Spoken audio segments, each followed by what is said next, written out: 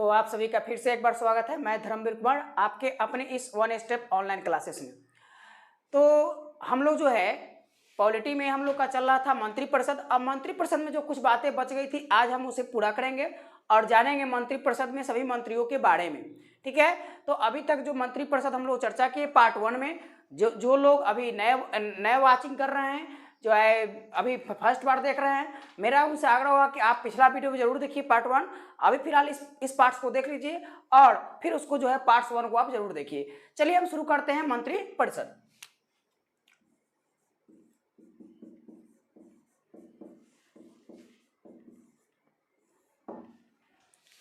इसमें जो मुख्य बातें हैं उनको ध्यान में रखना जरूरी है और उनको हम पहले लिख देते हैं। जैसे 74 तो मंत्रिपरिषद की बात करता है और 75 कहता है, इसमें 5 बातें हैं। फर्स्ट, राष्ट्रपति प्रधानमंत्री की नियुक्ति।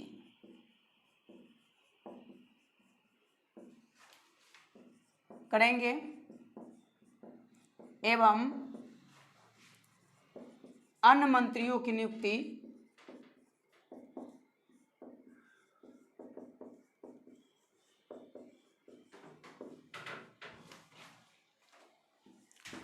प्रधानमंत्री के सलाह पर राष्ट्रपति करेंगे। दूसरी बात आपको इसमें जानना है,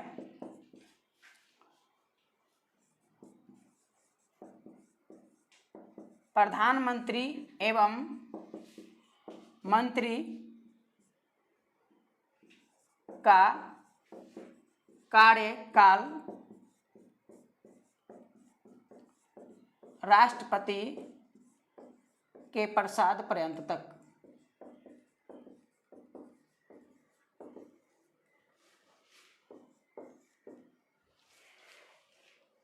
तीसरी, मंत्रिपरिषद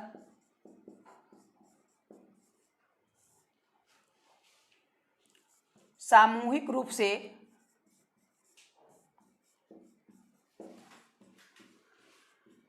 लोकसभा के प्रति उत्तरदायी है।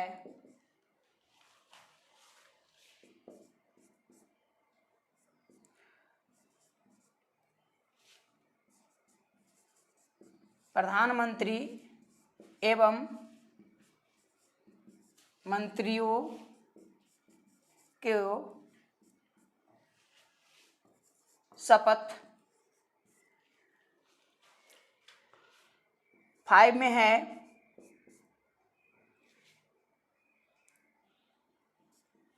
छह माह तक किसी भी सदन का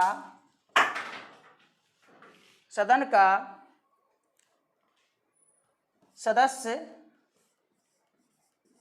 नहीं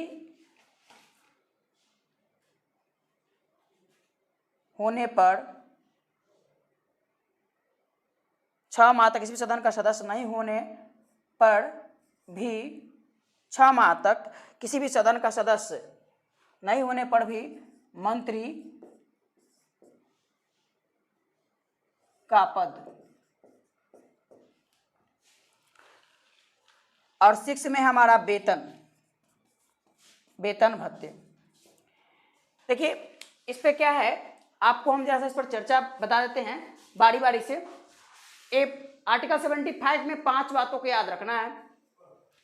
तो यह मुख्य पहली बात क्या है कि राष्ट्रपति जो है प्रधानमंत्री की नियुक्ति करेंगे एवं अन्य मंत्रियों की नियुक्ति प्रधानमंत्री के सलाह पर राष्ट्रपति करेंगे। तो पहला चीज क्लियर हुआ कि प्रधानमंत्री की नियुक्ति कौन करेंगे, राष्ट्रपति करेंगे। और अन्य मंत्री जो होंगे, अन्य मंत्री का जो है कह सकते हैं कि अन्य मंत्री बनेंगे तो किसके विचार से, तो वह जो है मुख्य रूप से माने प्रधानमंत्री के सलाह पर। अब प्रधानमंत्री जिनको चाहेंगे उन्हीं को वह मंत्रिपरिषद में शामिल कर सकते हैं। एक थोड़ा सा जैसे यहाँ पर हम जानते हैं कि ये हमारे पीएम है, प्रधानमंत्री है, और प्रधानमंत्री कह सकते हैं कि जो मंत्रिपरिषद का केंद्र बिंदु कौन है, पीएम है, और इनके चारों ओर जो है ये अन्य मंत्री है। अब ए मंत्री हुए, ए मंत्री हुए, ए भी मंत्री हुए, ए भी मंत्री हुए, ए भी मंत्री हुए, ठीक है, ये सभी मंत्री है। अब ये जो है इन मंत्रियों की जो नियुक्ति होगी, इन जो मंत्रियों की नियुक्ति होगी, तो ये सभी मंत्री की जो नियुक्ति होगी, ये सभी मंत्री किसके सलाह पर, तो प्रधानमंत्री के सलाह पर। अगर प्रधानमंत्री के विचार में जो अगर मान लीजिए जिनको प्रधानमंत्री कह सकते हैं रिकमेंडेशन करेंगे राष्ट्रपति को मंत्री बनाने के लिए, राष्ट्रपति उन्हीं को जो है मंत्री नियुक्त करेंगे।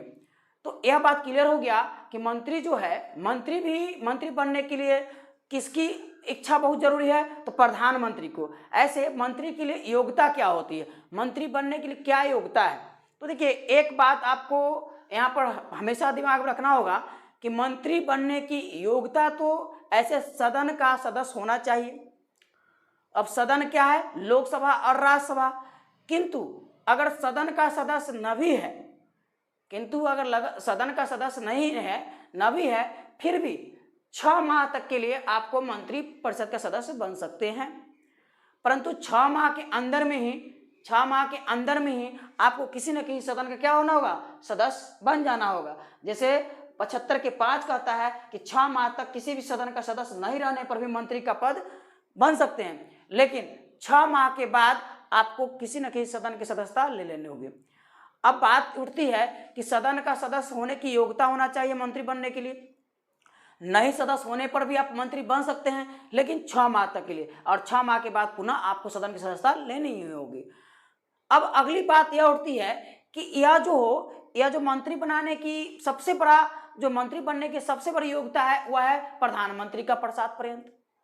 अगर प्रधानमंत्री आपको चाहेंगे, आप मान लीजिए कि सदन का सदस्य है या सदस्य नहीं भी है, तब भी आपको प्रधानमंत्री की इच्छा होगी, प्रधानमंत्री के नज़र में अगर आप कुशल हैं, है ना, कार्य कुशल है और आप योग्यता रखते हैं, प्रधानमंत्री के नज़र में आप मंत्रिपरिषद के पद के काबिल है, आप में योग्यता है, परंतु आप अभी वर्तमान में सदन का सदस्य नहीं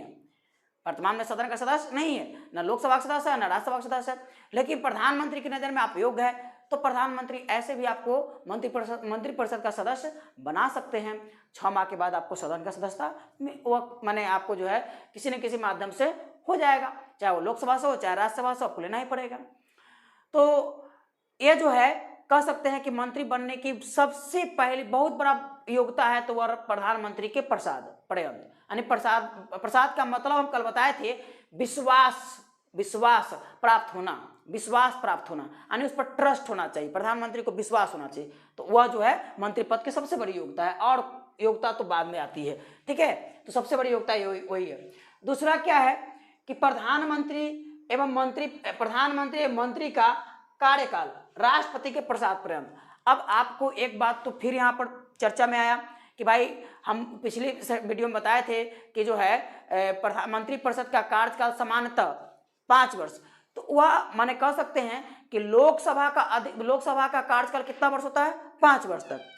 तो लोकसभा का कार्यकाल 5 वर्ष होता है, और लोकसभा के प्रति सामूहिक उत्तरदायित्व होता है किसका, मंत्रिपरिषद का। इस चीज को आप समझिए कि लोकसभा के प्रति सामूहिक उत्तरदायित्व किसका होता है, मंत्रिपरिषद का। तो जब तक आपका मंत्रिपरिषद का जब तक लोकसभा में विश्वास हासिल है, कह सकते हैं मंत्रिपरिषद का, इस चीज को आप नोट जरूर कर लीजिएगा कि मंत्रिपरिषद का जब तक लोकसभा में विश्वास मत प्राप्त है, तब तक मंत्रिपरिषद बना हुआ है। अगर लोकसभा में मंत्रिपरिषद का विश्वास मत प्राप्त नहीं होगा, यानी कहने का मतलब बहुमत प्राप्त नहीं है, तो आप मंत्रिपरिषद का कोई औचित्य नहीं होगा। ऐसी स्थिति में राष्ट्रपति मंत्रिपरिषद को क्या कर सकते हैं, बर्खास्त कर सकते हैं। यदि लोकसभा में विश्वास मत प्राप्त नहीं करता है मंत्रिपरिषद, या अविश्वास प्रस्ताव उसके विरुद्ध पारित हो जाता है, तो ऐसी परिस्थिति में मंत्रिपरिषद जो है मंत्रिपरिषद को राष्ट्रपति क्या कर सकते हैं, बर्खास्त कर सकते हैं। तो आप कह सकते हैं कि प्रधानमंत्री को राष्ट्रपति क्या कर सकते हैं, प्रधानमंत्री या अन्य मंत्रियों को, यानी पहली बात प्रधानमंत्री अगर जब तक मंत्रिपरिषद का विश्वास मत है तब तक प्रधानमंत्री का पद भी है। दूसरी बात कि अगर मंत्रिपरिषद, तो मंत्रिपरिषद को बर्खास्त कौन कर सकता है, तो मंत्रिपरिषद को बर्खास्त राष्ट्रपति कर सकते हैं, है ना। और मंत्रियों को बर्खास्त की भी राष्ट्रपति करते हैं। तो मंत्रियों का बर्खास्त कौन कर सकता है, तो मंत्रियों को बर्खास्त जो है राष्ट्रपति करते हैं, और किसके सलाह पर, प्रधानमंत्री के सलाह पर। तो यहाँ पर मंत्रिपरिषद का जो है बहुत बड़ा खेल है प्रधानमंत्री पर, और यह मंत्रिपरिषद किस पर टिका हुआ है, तो मंत्रिपरिषद टिका हुआ लोकसभा पर।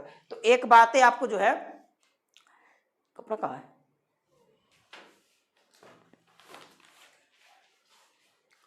हाँ, तो अब एक बातें जरा सा हम आपको बता दें कि यहाँ पर आपको एक फिर से इसको जैसा एक बात फिर देखिए, ए प्रधानमंत्री और इनसे ए प्रधानमंत्री और इनके चारों ओर क्या है, मंत्रिपरिषद, और इसके ऊपर क्या है, ये हमारा मंत्रिपरिषद जो टिका हुआ है वह किस पर, लोकसभा। ये तीन बातों को आपको समझना होगा जो यहां पर डायग्राम में दिखा रहे हैं। प्रधानमंत्री के चारों ओर कौन टिका हुआ है, मंत्रिपरिषद, मतलब मंत्रिपरिषद का चक्र, केंद्र बिंदु, सेंटर पॉइंट, मंत्रिपरिषद का सेंटर पॉइंट कौन है, प्रधानमंत्री। तो आप कह सकते हैं कि प्रधानमंत्री जो है मंत्रिपरिषद का केंद्र बिंदु है, और मंत्रिपरिषद किस पर टिका हुआ है, लोकसभा पर। मंत्रिपरिषद किस पर टिका हुआ है, लोकसभा पर। जब तक लोकसभा का विश्वास मत हासिल है मंत्रिपरिषद को, तब तक जो है मंत्रिपरिषद टिका हुआ है। तो इसका मतलब लोकसभा का कार्यकाल कितना वर्ष होता है, तो लोकसभा का कार्यकाल पहली बैठक से लेकर 5 वर्ष तक होती है। तो इस प्रकार से मंत्रिपरिषद का बैठक भी अधिकतम बता रहे हैं हम यहाँ पर, अधिकतम 5 वर्षों तक होता है, परंतु न्यूनतम की कभी भी जो है समाप्त हो सकता है, कभी भी समाप्त हो सकता है। तो कब समाप्त होगा, जब लोकसभा में उसका विश्वास मत प्राप्त नहीं हो या लोकसभा में अविश्वास प्रस्ताव पारित हो जाए, तो ऐसी परिस्थिति में मंत्रिपरिषद स्वाहा हो जाएगी, मंत्रिपरिषद समाप्त हो जाएगी। और मंत्रिपरिषद को अब यहाँ पर 2 बातें जानिए, प्रधानमंत्री की मंत्रिपरिषद की अगर आपसे क्वेश्चन आए कि अन्य मंत्रियों की त्याग पत्र, तो अन्य मंत्री जो है, मंत्री अपना मान लीजिए कि त्याग पत्र देना चाहते हैं, ठीक है, तो ये मंत्री हुए। अब ये अपना अगर त्याग पत्र देना चाहेंगे तो किसको देंगे, प्रधानमंत्री को। अब प्रधानमंत्री जो है किसके पास भेजेंगे, राष्ट्रपति के पास, और इस प्रकार से इनका जो है माने त्याग पत्र स्वीकार होता है। दूसरी स्थिति है कि जो है मंत्री को बर्खास्त, अगर मान लीजिए प्रधानमंत्री की नज़र में कोई ऐसा मंत्री है जो उनके ट्रस्ट पर या विश्वास पर सही रूप से कार्य नहीं कर रहा है, तो ऐसी परिस्थिति में प्रधानमंत्री जो है एक सिफारिश करेंगे किसके पास, राष्ट्रपति के पास, और राष्ट्रपति जो है उस मंत्री को बर्खास्त कर देते हैं। तो यह प्रक्रिया होती है। अब इसके साथ साथ अगला बात हमारा जो है वह नोट, ये तो 3 नंबर समझ ही गए, मंत्रिपरिषद सामूहिक रूप से उत्तरदायित्व है किसके प्रति, लोकसभा के प्रति। इस बात को भी हम क्लियर यहाँ पर कर लिए। अगला क्या है कि प्रधानमंत्री एवं मंत्रियों को शपथ। देखिए आपको एक बात जानना यहाँ बहुत जरूरी है कि जो भी प्रधानमंत्री है या अन्य मंत्री है, वह 2 प्रकार की शपथ लेते हैं, 2 शपथ लेते हैं, एक पद का और एक गोपनीयता का। तो मंत्रिपरिषद का जो है, मंत्रिपरिषद के सदस्य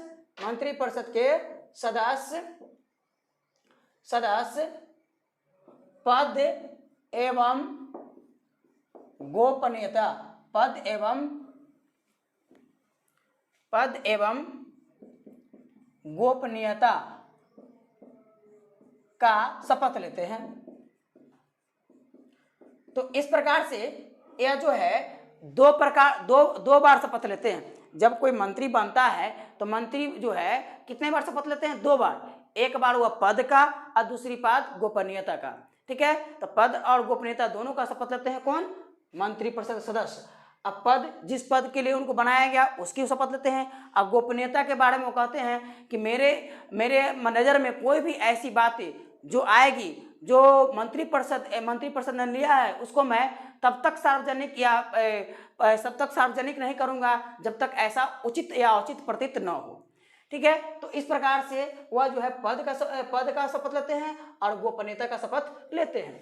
तो मंत्रिपरिषद की यह शपथ हो गई। यह किसमें है? 75 के जो है 4 में है। उसके बाद 5 कहता है कि 6 माह तक किसी भी सदन का सदस्य न रहने पर भी मंत्री का पद बन सकते हैं। यानी 6 माह तक अगर किसी भी सदन का सदस्य नहीं है, ना वह लोकसभा के न राज्यसभा के, तब भी वो मंत्री पद धारण कर सकते हैं। और नेक्स्ट है वेतन एवं भत्ते। इस पर जैसा चर्चा कर लेते हैं, वेतन एवं भत्ते क्या है। देखिए अभी फिलहाल जो है मंत्रिपरिषद का वेतन और भत्ता तुरंत अभी चर्चा में रहा है। और एक इसका कारण क्या है कि अभी आप जो है अप्रैल में, हाँ 20 अप्रैल के आसपास अप्रैल में मंत्रिपरिषद ने एक निर्णय लिया। उसके अनुसार क्या हुआ कि अपने वेतन में 30% की कटौती करने का निर्णय लिया है ना। 30% की कटौती निर्णय लिया गया है 1 वर्षों तक। और साथ ही साथ जो सांसद निधि है उसमें भी जो है उसको भी रोक दिया गया है। तो यह जो है मंत्रिपरिषद का वेतन और भत्ता का निर्धारण करता कौन है? तो मंत्रिपरिषद का वेतन और भत्ता स्वयं मंत्रिपरिषद के द्वारा संसद में पारित कराया जाता है। संसद द्वारा ही होता है, लेकिन मंत्रिपरिषद ही उसका प्रस्ताव पेश करता है और अपने वेतन भत्ता खुद बढ़ाता है। तो एक बात आप जान लीजिए, मंत्रिपरिषद सदस्य और सदस्यों का वेतन और भत्ता खुद मंत्रिपरिषद के जो लोग हैं वही जो है प्रस्तावित करते हैं और संसद में उनको जो है बड़ी आसानी से यह प्रस्ताव कर सकते हैं। अगर सबसे आसान से सदन में अगर सबसे आसान में कोई अगर बिल पारित होता है तो वह संसद के वेतन और भत्ता संबंधित सबसे आसानी से बिल पारित होता है। तो यह इस प्रकार इस बात का भी उपयोग कर करके साधारण बहुमत द्वारा होता है यह। तो इस बात का भी उपयोग कर करके संसद जो है अपना वेतन और भत्ता जो है बढ़ाते हैं। वर्ष 2018 में क्या हुआ, सांसदों का वेतन और भत्ता में बढ़ोतरी की गई। ठीक है, तो वर्ष 2018 में सांसदों के वेतन और भत्ता में बढ़ोतरी की गई और जो है वह तय किया गया कि सांसदों का वेतन कितना होगा, 50,000 हो गया। 50,000 वेतन होगी, 45,000 उनका जो है जो चुनाव क्षेत्र है उसको खर्च के लिए दिया जाएगा प्रति माह। 50,000 महीना हुआ, 45,000 प्रति माह उसका चुनाव क्षेत्र खर्चा हुआ। 45,000 रुपया उनके कार्यालय खर्च के लिए दिया जाता है। 15,000 रुपया स्टेशनरी खर्च के लिए दिया जाता है। 30,000 रुपया स्टाफ खर्च के लिए दिया जाता है और 2,000 रुपया प्रतिदिन सामूहिक माने कह सकते हैं वह जब बैठक में शामिल होते हैं, मंत्री सदन के कार्यवाही में सब शामिल होते हैं तो 2,000 रुपये प्रतिदिन हिसाब से जोड़कर उनको दिया जाता है। और साथ ही साथ जो है अंतर्राष्ट्रीय विमान या कह सकते हैं घरेलू विमानों में आने जाने के लिए उनको 34 आवागमन के लिए 25% तक ही देय होता है। 25 जो किराया होगा उसको 25% ही देय करेंगे। और ट्रेनों में फर्स्ट क्लास प्रथम श्रेणी का जो है उनको सुविधा मिलता है, यानी टिकट की सुविधा मिलती है। अहस्तांतरणीय का मतलब होता है वह सिर्फ अपनी यात्रा कर सकते हैं, अब माने फ्री में अपना स्वयं यात्रा कर सकते हैं। उसके अतिरिक्त भी बहुत सारी सुविधाएं दिया जाता है ना। आवास सुविधा दिया जाता है, साथ ही साथ उसको आवासीय खर्च भी वहन किया जाता है। तो ये बहुत सारी सुविधा उनको मिलता है। चलिए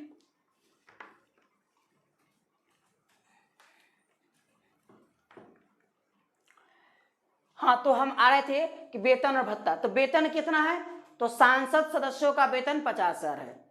तो संसद का सदस्य मंत्रिपरिषद सदस्य होते हैं, इस बात को क्लियर था। तो इसलिए मंत्री का वेतन भी कितना होगा, 50,000। लेकिन उसके अलावा खर्च क्या क्या है तो हम बताए हैं, आप जैसा नोट करना चाहे तो कर भी सकते हैं। 50,000 रुपये वेतन है, 45,000 रुपये निर्वाचन क्षेत्र का खर्चा है, 45,000 रुपया फिर उनके कार्यालय खर्चा है, 15,000 रुपया स्टेशनरी खर्च, 30,000 रुपया जो है कह सकते हैं उनकी स्टेशन यानी सचिव स्तर के जो कर्मचारी होता है कर्मचारियों खर्च। उसके अलावा 2,000 रुपया प्रतिदिन आवागमन माने कार्यालय में कह सकते हैं जब संसद की कार्यवाही होती है तो कार्यवाही के दौरान आने जाने के लिए उनको भत्ता मिलता है। और उसके अलावा जो है यात्रा भत्ता भी मिलता है। फिर आवास सुविधा, कैंटीन सुविधा, ये सब सुविधाएं जो दी जाती है। यात्रा सुविधा में 34 जो है हवाई टिकटों दिया जाता है, जिसे 25% किराया दे करके वह आवागमन कर सकते हैं। उसके अलावा ट्रेनों में क्या होता है कि फर्स्ट क्लास एसी जो है फर्स्ट क्लास प्रथम श्रेणी का टिकट का उनको जो है फ्री कह सकते हैं मुफ्त रूप में उपलब्ध कराया जाता है। तो बहुत सारी सुविधा है और इनको जोड़ करके जो है बहुत आगे वेतन होता है। वर्तमान में देखा जाए तो यह जो है अभी लगभग 2.5 लाख से ऊपर पहुंच जाता है। उसके अलावा हर राज्य का अलग अलग अपना राज्य, जो भी राज्य है वह अपना अपना वेतन भत्ता तय कर सकता है, राज्यों के लिए अलग अलग है। तो उसके लिए हम जब विधान मंडल पढ़ेंगे, विधानसभा पढ़ेंगे तो उस पर राज्य के मुख्यमंत्रियों का वेतन और राज्य विधानसभा सदस्यों का वेतन पर भी चर्चा करेंगे। वर्तमान अगर आपसे क्वेश्चन आए कि प्रधानमंत्री का वेतन कितना है तो 50,000 रुपया और अन्य खर्चा जोड़ दिया जाता है। तो अभी जो 30% कटौती होगी, जो 30% कटौती होगी वो किस में होगा? सभी चीज में नहीं होगा, सिर्फ वेतन में कटौती होगी। तो वेतन कितना है? 50,000, उसका 30%। ठीक है, जो अभी हाल फिलहाल निर्णय लिया गया है मंत्रिपरिषद के द्वारा कि वेतन भत्ते में कटौती किया जाएगा, तो वह जो वेतन में कटौती होगी, भत्ता में तो नहीं, वेतन में, तो वह जो है वेतन में अगर कटौती होगा तो सिर्फ 50,000 है। अब भत्ता उत्ता जोड़ करके जो है उनको बहुत ज्यादा पहुंचता है। उसके अलावा मंत्रियों को, सांसद सदस्यों को एक सांसद निधि मिलता है, सांसद निधि मिलता है जो प्रति वर्ष 5 करोड़ रुपए है ना, 5 करोड़ रुपए खर्च करने का सांसद निधि का पैकेज मिलता है। वह अपने इच्छानुसार अपने संसदीय क्षेत्र में खर्च करते हैं। चलिए, तो ये तो हो गया उनका वेतन और भत्ते। अब हम लोग यहाँ पर सबसे बड़ी बात जानेंगे कि ये जो है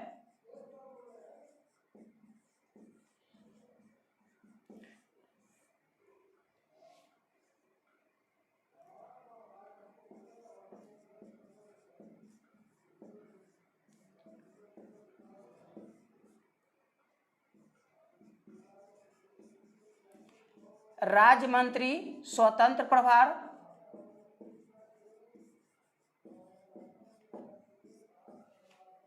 राज्य मंत्री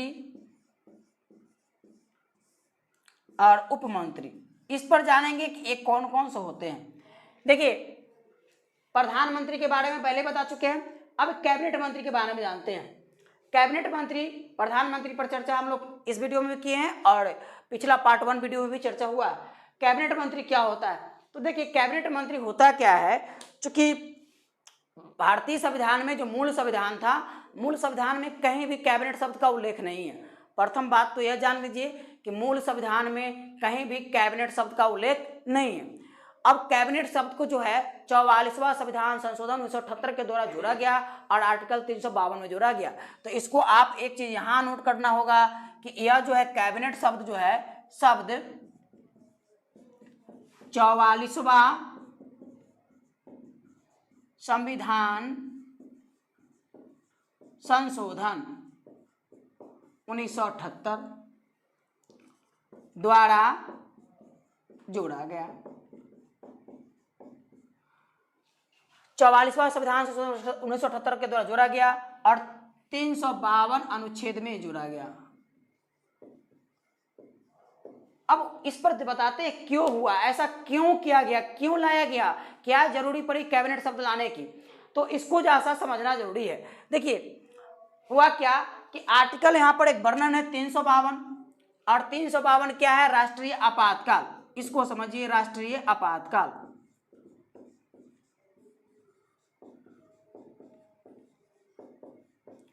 अब राष्ट्रीय आपातकाल, अब यहां पर राष्ट्रीय आपातकाल के 3 ग्राउंड हम बताए थे। बाह्य आक्रमण,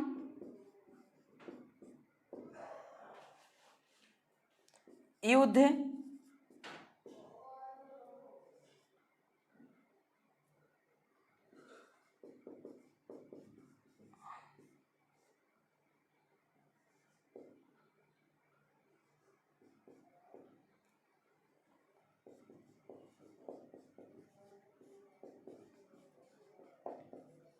देखिए आपको यह 3 बातें जानना है, 3 ग्राउंड है राष्ट्रीय आपातकाल लागू करने के लिए। एक तो बाह्य आक्रमण, दूसरा युद्ध, तीसरा आंतरिक या सशस्त्र विद्रोह। हम यहाँ पर आंतरिक को ऑब्लिक क्यों किए? चूंकि आंतरिक शब्द को यह हटा दिया गया, अब इसका क्या कर दिया गया? लोप। अब आंतरिक की जगह क्या आ गया? सशस्त्र। और कब हुआ? तो 44वां संविधान संशोधन 1978 द्वारा, 44वां संशोधन 1978। यानी आपातकाल, राष्ट्रीय आपातकाल लगाने के लिए कितने ग्राउंड है? 3 ग्राउंड। कौन कौन? बाह्य आक्रमण, युद्ध की स्थिति और एक था आंतरिक या आंतरिक विद्रोह। तो आंतरिक विद्रोह की जगह पर आंतरिक विद्रोह, इसको आप आंतरिक विद्रोह लिखिए, आंतरिक विद्रोह। तो आंतरिक विद्रोह शब्द को 1975 में, यानी 1975 में इस शब्द को, इसी शब्द के आधार पर, आंतरिक विद्रोह के आधार पर पहली बार, है ना, द फर्स्ट लेडी ऑफ कह सकते हैं फर्स्ट लेडी ऑफ पीएम, यानी पहली जो महिला प्रधानमंत्री थी, या आयरन लेडी ऑफ जो इंडिया कहा जाता है, आयरन लेडी ऑफ इंडिया, किसको? इंदिरा गांधी को। तो इंदिरा गांधी ने इसी शब्द का आंतरिक विद्रोह के आधार पर ही, आंतरिक विद्रोह के आधार पर ही 26 जून 1975 को, 26 जून 1975 को जो है पूरे भारत में आपातकाल लागू की थी। तो यहाँ पर एक बात आपको समझ में आया कि पूरे भारत में आपातकाल कब लागू हुआ? तो 26 जून 1975 को, 26 जून 1975 को जो हुआ था, पूरे भारत में आपातकाल लागू किया था। वो किस आधार पर? आंतरिक आपातकाल के आधार पर। तो अभी तक भारत में 3 बार आपातकाल लागू हुआ। एक बार चाइना के युद्ध के समय, दूसरी बार पाकिस्तान के आक्रमण के समय, और तीसरी बार इंदिरा गांधी ने आंतरिक विद्रोह के आधार पर आपातकाल लागू की थी। बड़ा ही अजीब उस समय खेल हुआ था। हुआ क्या था कि 1975 के दौरान इंदिरा गांधी जब अपने शक्ति की चरम सीमा पर थी, इंदिरा गांधी अपने शक्ति की चरम सीमा पर थी, और एक कहावत है ना, कि जब आदमी को पावर मिलता है, शक्ति मिलती है, तो व्यक्ति जो होता है वह पावर के बने, कह सकते हैं पावर के यानी शक्ति के घमंड में वो बहुत कुछ तथ्यों को भूल जाता है। तो आपको उत्तरदायित्व भी कह सकते हैं कि अगर शक्ति आपको मिलता है तो आप उत्तरदायित्व, या आप उत्तरदायित्व से भी मतलब आप कभी कभी मुंह मोड़ लेते हैं। तो हुआ यह था कि 26 जून 1975 को आंतरिक आपातकाल, आंतरिक विद्रोह के आधार पर आपातकाल लागू किया गया था। बात यह उठी थी कि 12 जून 1975 को, 12 जून 1975 को इलाहाबाद उच्च न्यायालय द्वारा, यानी उत्तर प्रदेश के इलाहाबाद उच्च न्यायालय के द्वारा इंदिरा गांधी का चुनाव अवैध घोषित कर दिया गया था। और देश में यह पहला बार हुआ था जब किसी प्रधानमंत्री का चुनाव क्या कर दिया गया? अवैध घोषित किया गया। और उस समय इंदिरा गांधी बहुत ही ताकतवर नेता थी, बहुत ही ताकतवर नेता थी। उनकी, भारत तो छोड़िए, है ना, उनकी मान्यता एक वर्ल्ड लेवल की नेता पर जो है उभरी हुई थी, जो कि 1971 में बांग्लादेश को आज़ाद कराई और कई प्रकार के शांति सैन्य अभियान में, यूएनओ में मदद की। तो इस प्रकार से इंदिरा गांधी उस समय बहुत मजबूत और वैश्विक नेता के रूप में उभरी हुई थी। और वैसी परिस्थिति में उनके जो विरोधी थे, विरोधी कह सकते हैं कि इंदिरा गांधी के खिलाफ प्रतिद्वंदी लड़ाई लड़ने वाले राजनारायण सिंह, ठीक है, राजनारायण सिंह, और वह जो है जहां उनका चुनाव क्षेत्र था, यानी जो वर्तमान में बरेली आसपास कहते हैं, है ना, अमेठी, तो उस चुनाव क्षेत्र में, वहां पर अमेठी चुनाव क्षेत्र में जो है, अभी वर्तमान में अमेठी चुनाव क्षेत्र आप उसको कहते हैं, तो वहां पर क्या हुआ कि उनका चुनाव जो है इलाहाबाद उच्च न्यायालय ने क्या कर दिया था? अवैध घोषित किया। और जब अवैध घोषित किया 12 जून 1975 को, इंदिरा गांधी को यह बात को बड़ा ही अजीब महसूस हुआ, और इंदिरा गांधी ने 26 जून 1975 को पूरे भारत में आपातकाल लगा दी। और किस आधार पर? तो आधार क्या बनाई? इसका आधार नहीं बना, इसका भी नहीं बना, आधार क्या बना? आंतरिक विद्रोह। मेरी बात को यहां जरूर समझिएगा, क्योंकि अगर आपको कैबिनेट समझना है तो यहां पर हम इसलिए लेके आए हैं, है ना, हम ऐसी बकवास तो नहीं बता रहे हैं, इस वर्ड को इसलिए बता रहे हैं कि जो एक कहानी रिलेटेड है। तो यह क्या है? बाह्य आक्रमण और युद्ध की स्थिति पर नहीं, पहली बार जो आपातकाल लगा, यानी तीसरी आपातकाल, वह आंतरिक विद्रोह के आधार पर लगा। और यह लगाने वाले कौन थे? इंदिरा गांधी। और सभी बड़े बड़े नेताओं को, जो समाजवादी नेता थे, जो भी उनके विरोधी खेमे के नेता थे, उन सबको जो है जेलों में रख दिया गया, नजरबंद कर दिया गया। और ऐसी परिस्थिति आई, और यह जो है इस आपातकाल के दौरान, इसी आपातकाल के दौरान, तीसरी आपातकाल के दौरान ही 5वीं लोकसभा को, जो 5वीं लोकसभा था, उसका कार्यकाल 1 वर्ष के लिए बढ़ा दिया गया और वह 6 वर्ष के लिए कर दिया गया था। यानी जो 1971 के बाद 76 में समाप्त होना था, उसका चुनाव जो है 77 में कराया गया, है ना। तो उसका चुनाव अक्टूबर 1977 में कराया गया। 1 साल के लिए लोकसभा को भी बढ़ा दिया गया। तो पहली बार भारतीय इतिहास में यह भी हुआ कि पांचवी लोकसभा के कार्यकाल को 1 वर्ष के लिए बढ़ा दिया गया और कितने वर्ष के लिए हो गया, 6 वर्ष के लिए हो गया था। यानी जो 1971 से 76 में होना चाहिए था उसको 77 तक ले गया और 77 में जाकर जो है चुनाव हुआ और 78 में पुनः जो है सरकारें बनना शुरू हुई। तो 77 में जब चुनाव हुआ, जब आपातकाल के बाद जो है आपातकाल समाप्त के बाद जब चुनाव की घोषणा कराई गई तो इंदिरा गांधी स्वयं हार गई, है ना। इंदिरा गांधी स्वयं हार गई अपने चुनावी क्षेत्र से। और उस दौरान उसके बाद जनता पार्टी, एक कह सकते हैं बहुत सारे दलों का मिलकर के जनता पार्टी तैयार किया गया था और उस जनता पार्टी को सूत्रधार या प्रेरक कह सकते हैं जयप्रकाश नारायण थे। जयप्रकाश नारायण ने ही उस समय संपर्क क्रांति, है ना, संपर्क क्रांति जो है चलाए थे और उस कारण से इंदिरा गांधी को बहुत बड़ा क्षति उठाना पड़ा और इंदिरा गांधी हारे भी और स्वयं साथ ही साथ उनके बहुत सारा जो है माने उम्मीदवार जो थे वो हारे और इंदिरा गांधी अल्पमत में आ गई और बहुमत फिर कौन आया, तो जो है जनता दल आया और जनता दल जो है 303 सीटों, उस समय जो है 330 सीटों के आसपास जनता दल लाई थी, मैंने सम्मिलित होकर के। और जनता पार्टी के सरकार के रूप में पहली बार मोरारजी देसाई गैर कांग्रेसी प्रधानमंत्री बने। अब हुआ क्या कि जब मोरारजी देसाई गैर कांग्रेसी प्रथम प्रधानमंत्री बने तो मोरारजी देसाई ने क्या किया, 44वां संविधान संशोधन 1978 लाया। तो अब यहाँ पर क्लियर हुआ कि 44वां संविधान संशोधन 1978 किस प्रधानमंत्री के कार्यकाल में आया, तो मोरारजी देसाई के कार्यकाल में। और मोरारजी देसाई ने क्या किया, इस शब्द को यहाँ पर लुप्त करवा दिया गया, आंतरिक शब्द को हटवा दिया गया।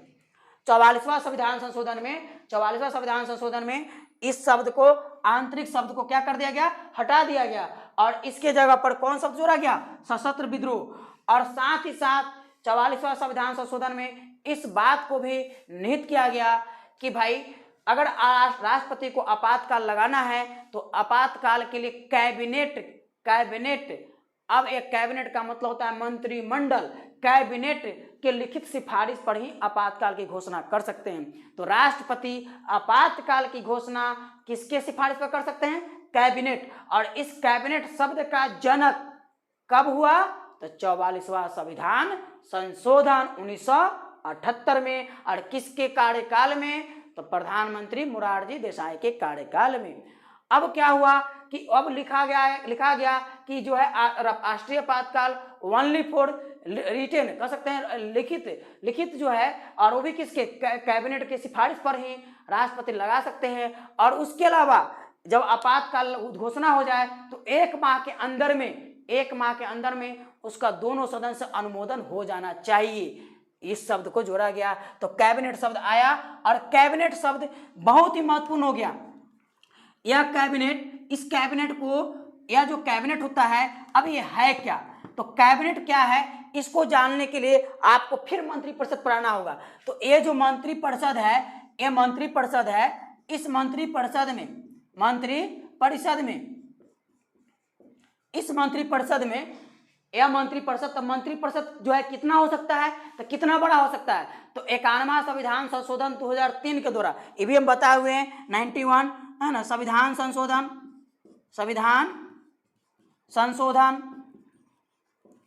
2003 द्वारा निम्न सदन का 15% तक ही, उससे ज्यादा नहीं। अब बात यह है कि केंद्र का निम्न सदन कौन है, लोकसभा है। केंद्र का निम्न सदन कौन है, लोकसभा है। अब लोकसभा कह सकते हैं कि लोकसभा अभी वर्तमान में कितनी संख्या, 545, उसका 15% निकालेंगे तो कितना होगा, 82 के आसपास। अब इस स्थिति में मंत्रिपरिषद 82 से अधिक मंत्री आप नहीं बना सकते हैं। अब 82 से अधिक मंत्री नहीं बनाएंगे और उस मंत्रिपरिषद में कौन कौन शामिल होगा, तो ये सब है मंत्रिपरिषद। ये सब क्या है, मंत्रिपरिषद के सदस्य है, मंत्रिपरिषद के सदस्य। तो मंत्रिपरिषद के सदस्य में कौन कौन आएंगे, तो मंत्रिपरिषद सदस्य में आएंगे प्रधानमंत्री, कैबिनेट मंत्री, राज्य मंत्री, स्वतंत्र प्रभार वाले, और राज्य मंत्री और उप मंत्री। एक बात क्लियर हुआ, अब तो यहां पर क्लियर हो गया होगा कि मंत्रिपरिषद में कौन कौन शामिल होते हैं। तो मंत्रिपरिषद में प्रधानमंत्री भी, और मंत्रिपरिषद सदस्य कौन है, प्रधानमंत्री भी है, कैबिनेट मंत्री भी है राज्य मंत्री भी है और स्वतंत्र प्रभार वाले, और राज्य मंत्री और उप मंत्री, ये सब क्या है, मंत्री परिषद के सदस्य है। और इनकी संख्या कितना हो सकता है, तो आप निम्न सदन का 15%, मतलब वर्तमान में कितना, वर्तमान में 82 से अधिक नहीं, 82 से अधिक नहीं। आप 15% निकालिए, इसको अपने पता चल जाएगा।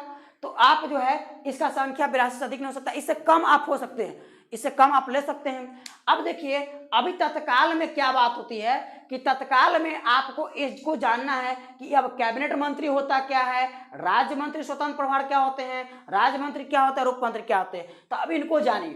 तो इनको जानने के लिए आपको यहां पर हम बता देते हैं।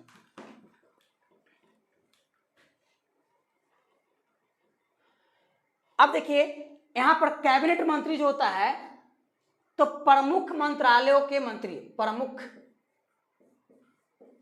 मंत्रालयों के मंत्री। अब आपको यहां पर कहिएगा कि सर प्रमुख मंत्रालय आप किसको किसको प्रमुख कहिएगा, तो यह प्रमुख मंत्रालय कहीं भी भारतीय संविधान में डिफाइन नहीं किया गया है कौन प्रमुख मंत्रालय है, लेकिन कुछ ऐसे मंत्रालय होते हैं जो बहुत ही सक्रिय होते हैं और उनका हमेशा चर्चा में रहते हैं। जैसे आपको पता होगा वित्त मंत्री, वित्त मंत्रालय, रक्षा मंत्रालय, गृह मंत्रालय, रेलवे मंत्रालय, शिक्षा मंत्रालय को अब कर दिया गया है नया नाम मानव संसाधन विकास मंत्रालय। तो मानव संसाधन मंत्रालय, जल मंत्रालय है ना, उसके अलावा आप कह सकते हैं पर्यावरण मंत्रालय।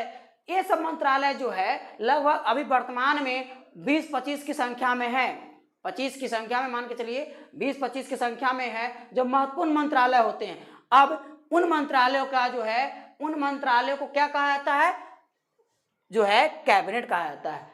और ये मंत्रालय लगभग प्रधानमंत्री के संपर्क में रहते हैं और प्रधानमंत्री अगर कुछ ऐसा सलाह जब लेना हो तो इन मंत्रालयों के बैठक कराते हैं।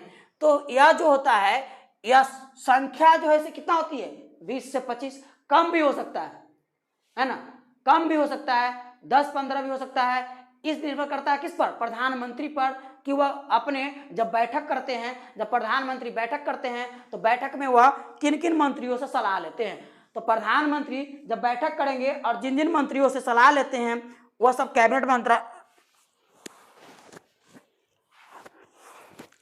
तो प्रधानमंत्री जिन जिन मंत्रियों से सलाह लेते हैं और बैठक में जिनको शामिल करते हैं वो सब क्या कहलाते हैं, कैबिनेट मंत्रालय। फिलहाल वर्तमान में आप जानते होंगे बहुत सारा मंत्री का जो है जो प्रधानमंत्री के टच में रहते हैं, जैसे राजनाथ सिंह है ना, अमित शाह, उसके बाद थावर चंद गहलोत, प्रकाश जावड़ेकर, पीयूष गोयल, निर्मला सीतारमण है ना। इस प्रकार के बहुत सारे कुछ मंत्री है जो हमेशा चर्चा में रहते हैं, प्रधानमंत्री से जुड़े हुए रहते हैं। तो ऐसे मंत्रियों के साथ जो बैठक होती है उसे ही जो है कैबिनेट कहा जाता है। तो वर्तमान में अभी जो है, वर्तमान में मोदी सरकार में जो देखा जाए तो 25 मंत्रालयों को कैबिनेट मंत्रालय का दर्जा दिया गया है। उसके अलावा अब ये मंत्रालय क्या करते हैं, इस मंत्री परिषद में ही, इस मंत्री परिषद का ही एक भाग है, देखिए इस मंत्री परिषद का ही भाग है, ये हुआ कैबिनेट। कैबिनेट इसको और जैसा लिख लेते हैं, कैबिनेट, और ये क्या है हमारा, मंत्री परिषद। मंत्री परिषद, और इसके ऊपर क्या है, ये हमारा है लोकसभा।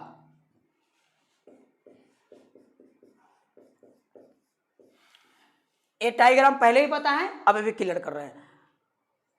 कैबिनेट मंत्री परिषद का ही एक भाग है, छोटा सा भाग है, लेकिन सभी कार्यों का निवारण, जितना भी कार्य होता है सभी कार्यों कह सकते हैं, नीति निर्धारण, देश के जो पॉलिसी बनती है, नीति बनती है, उन नीतियों में सबसे ज्यादा इन्हीं की भूमिका होती है। और सप्ताह में इसकी बैठक होती है, सप्ताह में है ना, सप्ताह में बैठक होती है ना। आप सुनते होंगे कैबिनेट ने फैसला लिया, कैबिनेट ने आज फैसला लिया, कल आपने लेटर निकला कि कैबिनेट द्वारा जो है यह फैसला लिया गया कि लॉकडाउन में ये छूटें मिलेगी, है ना।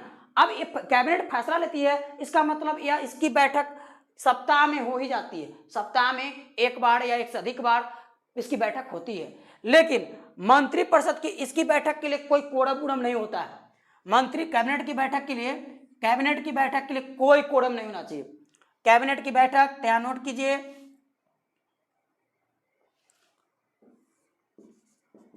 कैबिनेट की बैठक के लिए कोई निश्चित कोरम नहीं है। मतलब जरूरी नहीं कितना होना चाहिए, कोई निश्चित कोरम नहीं है। कोरम मतलब होता है संख्या, एक ऐसी संख्या जो बैठक को मान्यता प्राप्त करता हो, है ना। जैसे मंत्रिपरिषद की लोकसभा की बैठक होगा तो लोकसभा की बैठक तभी मानी जाएगी जब संख्या का 1/10, जब पूरी संख्या है 545 उसका 1/10 उपस्थित रहेंगे तभी लोकसभा की बैठक मानी जाएगी। तो 1/10 क्या हुआ? कोरम हुआ। किसका? लोकसभा का। राज्यसभा का सेम बात है, 1/10 कोरम होता है। लेकिन कैबिनेट की बैठक के लिए कोई निश्चित कोरम नहीं है, कोई जरूरी नहीं है, कितना संख्या हो ये निश्चित नहीं है। यानी ये जब चाहे तब बैठक कर सकती है, जब चाहे तब बैठक कर सकती है। मतलब आधी रात को भी चाहे तो आधी रात को भी बैठक कर सकती है, दोपहर को चाहे शाम को चाहे सुबह को चाहे किसी भी टाइम। यदि मंत्रिपरिषद को अब विचार हो जाए कि देश में ऐसी पॉलिसी लाना है या ऐसा कुछ करना है, नीति निर्धारण करना है, तो वह तत्काल बैठक करती है और वह जो है कैबिनेट का निर्णय होता है। और कैबिनेट का जो निर्णय होता है मंत्रिपरिषद उसको पारित कर देती है। कैबिनेट का जो निर्णय हुआ बाद में कैबिनेट के निर्णय को मंत्रिपरिषद क्या करती है? पारित करती है। और मंत्रिपरिषद के निर्णय से किसको अवगत करा दिया जाएगा? तो राष्ट्रपति को अवगत करा दिया जाएगा। यहां पर जैसे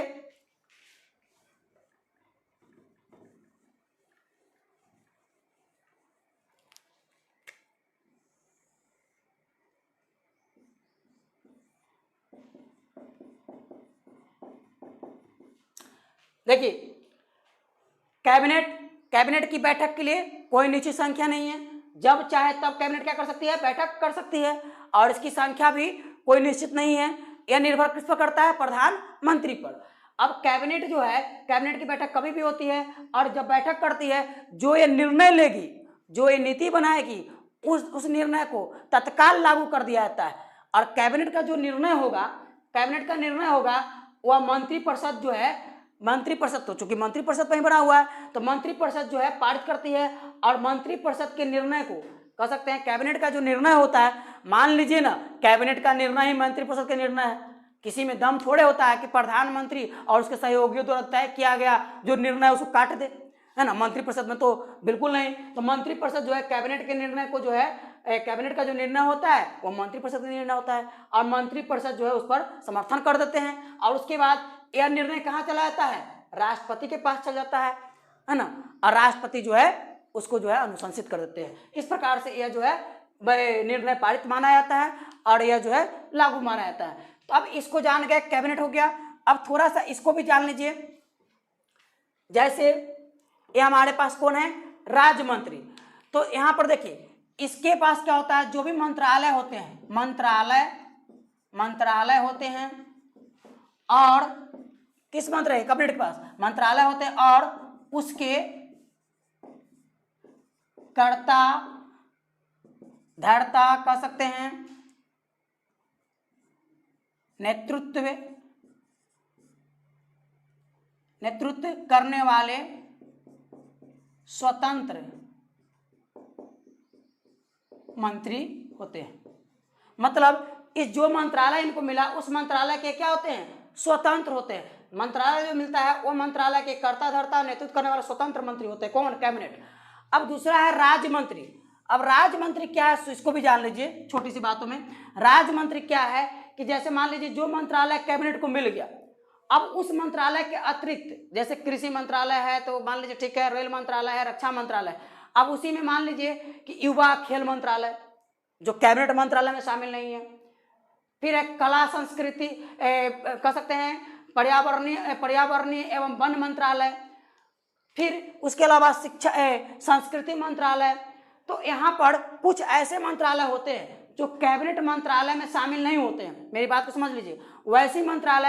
वैसी मंत्रालय जो कैबिनेट मंत्रालय में शामिल नहीं है, उन मंत्रालयों के प्रभार जो मंत्री के पास होता है उसे कहा जाता है राज्य मंत्री स्वतंत्र प्रभार।